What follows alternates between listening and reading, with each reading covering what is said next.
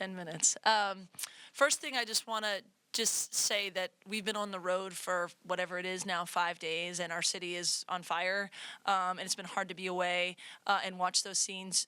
So just want to send our thoughts and prayers to the first responders, to those impacted. I have friends that have been displaced. I know their players probably do too. So just that's more important, obviously, than what we're doing. But really, really proud of our team tonight. And that starts with the respect level for Maryland. I've watched for a long time, done my homework. They've, the Big Ten championship has gone through them more often than it hasn't in their time in this league. So we knew that this was a huge opportunity, but also a tough task. I'm really proud of the way we fought. A lot of things kind of didn't go our way tonight. But every time we show up with these two young women here, we know we've got the best duo in the country. The other teams are going to make things hard for them. They were both in foul trouble, and I thought they led us. They had composure. They made plays they're supposed to make and also empowered their teammates to do what they did to help us get this win. So it's a really big win on the road for our program. I'm proud of us.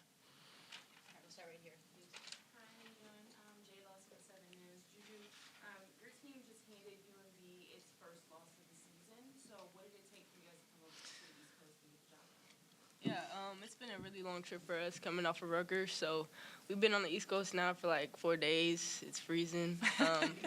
So yeah, it took a lot of mental and emotional and physical, what's the word, like durability, I guess. So yeah, it's been a long couple days, and I think we knew Maryland is such a great team. They're not undefeated for no reason. So we came in here and gave it our all. It was a tough one, and we battled it out.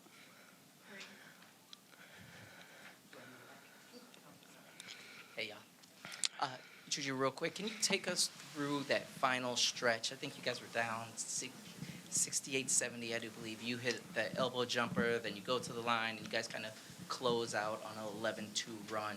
You guys have been in, these big games plenty, but how were you guys kind of able to, close it out and come together when you really needed to?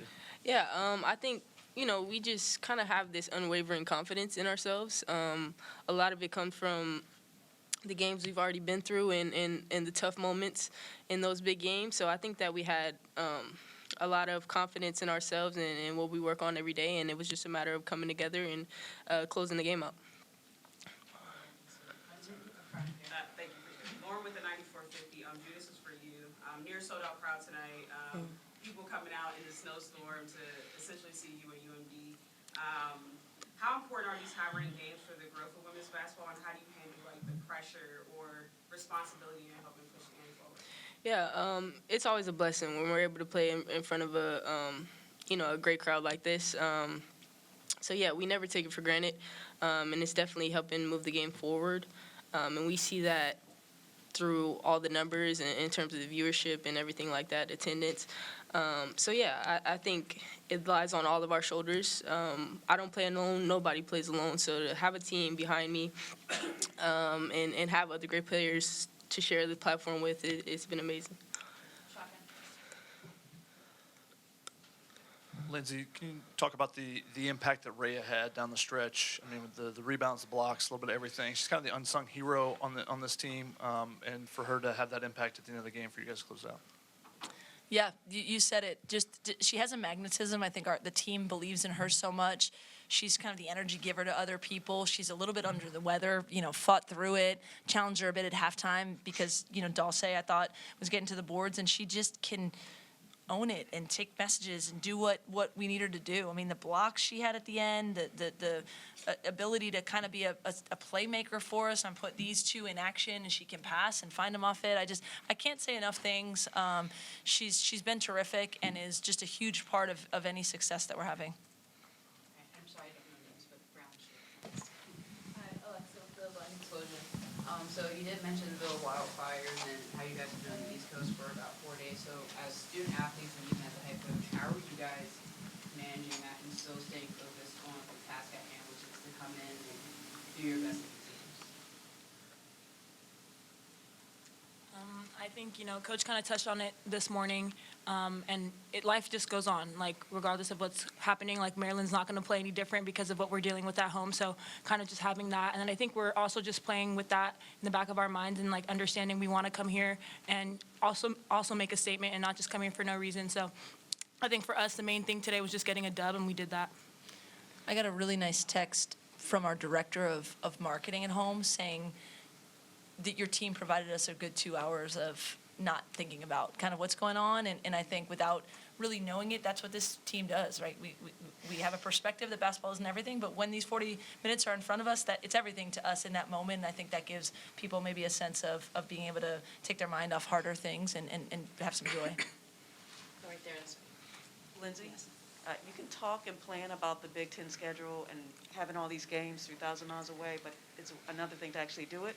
So now that you've actually done it, you did the one-off with the Connecticut, I guess how different was the reality compared to your expectations?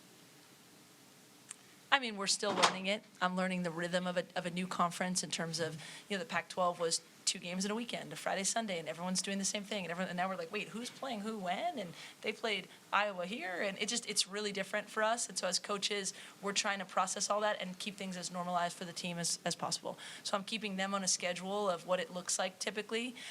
Look, this is a great platform. Rutgers was, sold out to see women's basketball and our, our players from the West Coast. This was a great crowd. We had 2,000 people cheering for us as we walked off. So it's just platforms for them that we have never had before, and that's a really positive thing. And it's up to us and my administration and me to make it as seamless as possible for them and allow them to be happy, healthy student athletes, during it all. But we'll go anywhere and play, and I think our players have proven that. Up front and then here. Hey, Juju, what's up? This is I'm Rob Knox from The Next. Can you just talk a little bit about what did competing against Cheyenne?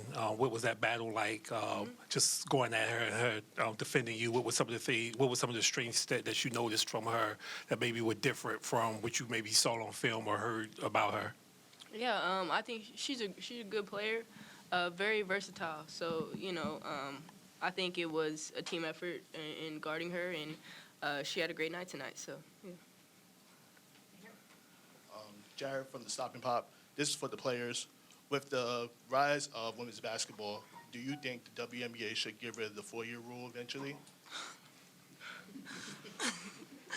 We've been through it before. It's not awkward. It's not awkward. She's we've had the conversation. So You go, Kiki. I don't really want to comment. I just thought I'd keep it for 1 year at least. Yeah, I don't know.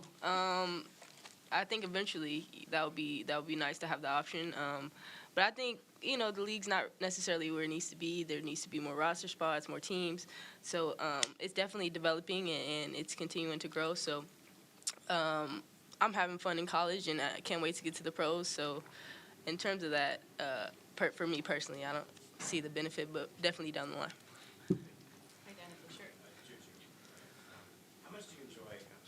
How much do you enjoy coming into these opposing arenas and feeding off the energy of the crowd that are coming to see you, and also just kind of meeting the people and meeting the kids that come up and? Yeah, it's great. I never really visit the East Coast and Midwest often, so this is cool to see different places. We just saw. Where did we go? The monuments. Yeah, we went to the monuments. It was really cool. I think just being able to kind of be a tourist as well, it's really cool. And then to see the love and support we get, it's honestly unbelievable. So being able to come in here and play and have fun, it's really a dream. Last question, shotgun. Lindsay, what does this win mean for the team with the challenges that you talked about at the beginning? Yeah, I think a top 10 win on the road speaks for itself. It probably helps us in the net, probably helps the resume, but I'm more concerned about looking at the women in the locker room and what we're trying to achieve. And I think this to win, we talked about, that kind of Mamba mentality quote that's going around, that it's not supposed to be easy. It's supposed to be hard, and if you learn to embrace the hard and do it together, then special things can happen. And then I see that happening more and more. We want to play excellent basketball. We want to play pretty basketball, but it doesn't always happen. And so you got to win, in a lot of different gritty ways. And I think this was a testament to a team effort and finding a way against a really good team on the road, and that's meaningful. And at the same time, understanding that what's going on back home is on our minds, and we're excited to get there and just be part of our community and help however we can. Thank you, everyone. Thank you. Thank you. Thank you.